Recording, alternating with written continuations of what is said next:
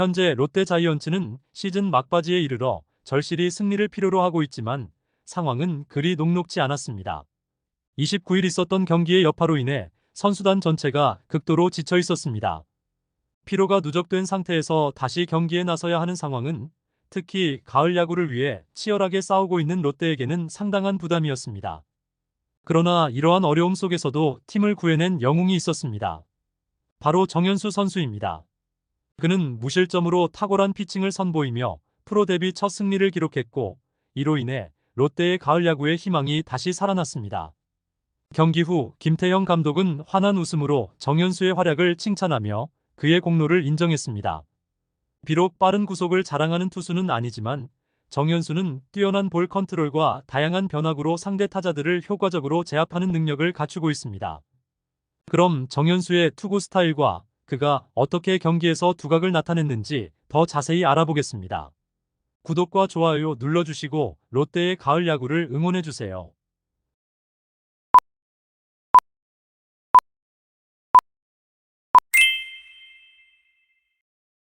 정현수는 30일 고척 스카이돔에서 열린 키움 히어로즈와의 원정 경기에서 롯데의 선발 투수로 나섰습니다.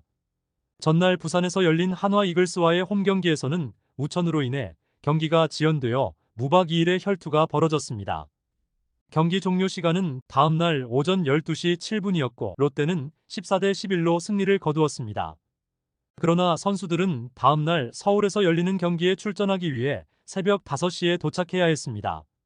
선수단의 피로가 극에 달한 상황에서 김태형 감독도 체력적으로 부담이 큰 일정을 소화하고 있는 선수들에 대한 걱정을 감추지 않았습니다. 이처럼 힘겨운 상황 속에서도 정현수는 키움과의 경기에서 차분하고 집중력 있는 피칭을 보여주었습니다. 그는 경기 초반부터 안정적인 피칭으로 상대 타선을 압도했습니다. 1회 말 이주형, 김혜성, 송성문을 차례로 3자범퇴로 처리하며 기분 좋게 경기를 시작했습니다. 2회 말에는 최주환을 땅볼로 유도했으나 1루수의 송구 실책으로 출루를 허용했습니다. 그럼에도 불구하고 정현수는 흔들리지 않고 이후에 타자들을 무난하게 잡아내며 2회를 마쳤습니다. 3회 말과 4회 말에도 정현수의 안정된 피칭은 계속됐습니다. 최주환에게 볼넷을 허용하기는 했지만 나머지 타자들을 안타 없이 처리하며 이닝을 끝냈습니다. 5회 말에는 김병휘에게 좌전 2루타를 허용했지만 그날 경기에서 정현수가 허용한 마지막 안타였습니다. 이후 원성준을 삼진으로 처리하며 이날 자신의 임무를 마무리했습니다. 정현수는 5이닝 동안 1피안타 1사사구 6탈 3진 무실점의 호투를 기록하며 팀의 승리를 이끌었습니다. 정현수는 이날 총 82개의 공을 던졌습니다.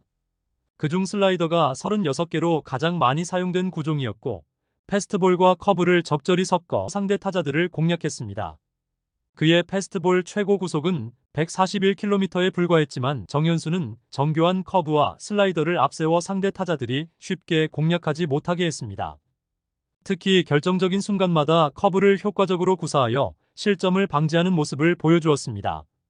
롯데가 4대 0으로 앞서던 상황에서 정현수는 후속 투수인 진해수에게 공을 넘겼고 롯데는 결국 8대 2로 승리하며 정현수는 프로 데뷔 첫 승리를 거두었습니다. 이는 정현수가 오랫동안 기다려온 순간이었으며 롯데는 이번 승리로 2연승을 달성했습니다. 롯데는 현재 54승 3무 62패를 기록하며 8위 자리를 지키고 있지만 가을 야구를 향한 희망의 불씨는 여전히 살아있습니다. 롯데와 포스트 시즌 진출 마지노선인 5위 KT 위즈와의 격차는 3경기에 불과합니다. 정현수의 야구 인생은 쉽지 않은 길이었습니다. 그는 부산중학교와 부산고등학교, 송원대를 거치며 주목받지 못한 선수였습니다. 부산고 진학 후 내야수에서 투수로 전향했으나 주로 외야수로 뛰었고 투수로는 2.1이닝을 던진 것이 전부였습니다. 고교 졸업 후 프로팀의 지명을 받지 못해 대학으로 진학했지만 정현수는 대학교 2학년부터 팀의 주전 선수로 자리 잡으며 잠재력을 발휘했습니다.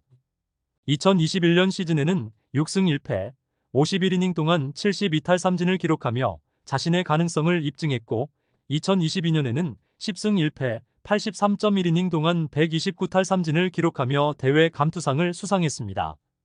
그러나 정현수는 혹사 논란에도 시달렸습니다.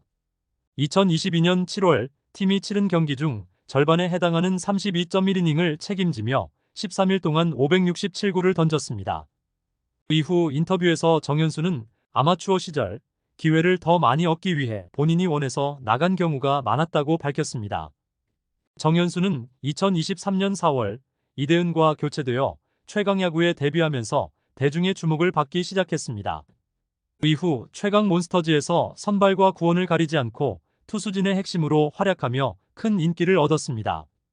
2024 신인 드래프트에서 정현수는 롯데 자이언츠의 2라운드 지명을 받으며 프로 무대에 입성했습니다.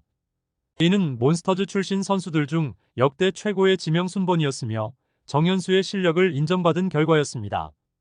정현수의 투구 스타일은 정통파 좌완 투수로서의 면모를 잘 보여줍니다. 최고 구속은 140km 초반으로 그다지 빠르지 않지만 정교한 제구력과 다양한 변화구로 상대 타자들을 혼란에 빠뜨립니다. 그의 주무기인 커브는 특히 위력적이며 슬라이더와 체인지업도 효과적으로 사용해 타자들을 공략합니다. 현대 야구에서는 변화구를 구사하는 투수가 점점 줄어들고 있는 추세지만 정현수는 그의 커브 하나만으로도 충분한 경쟁력을 가지고 있습니다. 그는 투구 폼과 제구력을 바탕으로 빠르지 않은 구속의 약점을 보완하고 있습니다. 이러한 정현수의 투구 스타일은 프로에서의 경험과 지속적인 연습을 통해 더욱 완성도가 높아졌습니다. 2024년 시즌 초 정현수는 1군에서 7경기에 출전하여 1홀드와 평균 자책점 4.50을 기록했고 2군에서는 19경기에 출전해 2승 3패 5홀드 평균 자책점 3.55를 기록했습니다. 키움 히어로즈와의 경기에서도 정현수는 효과적으로 상대 타선을 봉쇄하며 자신의 능력을 다시 한번 증명했습니다. 데뷔 첫 승리를 이끌어낸 정현수의 활약 덕분에 롯데 자이언츠도 가을 야구의 희망을 이어가게 되었습니다. 경기 후 김태형 감독은 5이닝을 무실점으로 막아준 정현수의 데뷔 첫 선발 승리를 축하한다. 또한 3점 홈런으로 경기를 쉽게 이끌어준 나승엽과 100안타를 기록한 손호영이 잘해줬다. 어제의 긴 경기 후에도 집중력을 잃지 않고 오늘 경기에 최선을 다한 선수들에게 고맙다고 전했습니다. 이제 롯데는 선발 투수진의 공백 문제를 해결할 수 있는 가능성을 열어두고 있습니다. 나균환이 복귀할 경우 다양한 전술을 구사할 수 있으며 나균환을 선발이 아닌 불펜 투수로 활용하거나 롱릴리프 역할로도 사용할 수 있습니다. 이러한 다양한 전술의 가능성은 팀 전력의 다변화를 이끌어낼 것입니다. 앞으로 롯데가 정현수와 같은 젊은 선수들의 활약을 통해 분위기를 반전시켜 가을 야구에 진출할 수 있을지 기대가 됩니다. 롯데 자이언츠의 약진을 기대하며 팬 여러분의 많은 응원 부탁드립니다. 시청해주셔서 감사합니다. 지금 구독을 누르시면 행운이 찾아옵니다.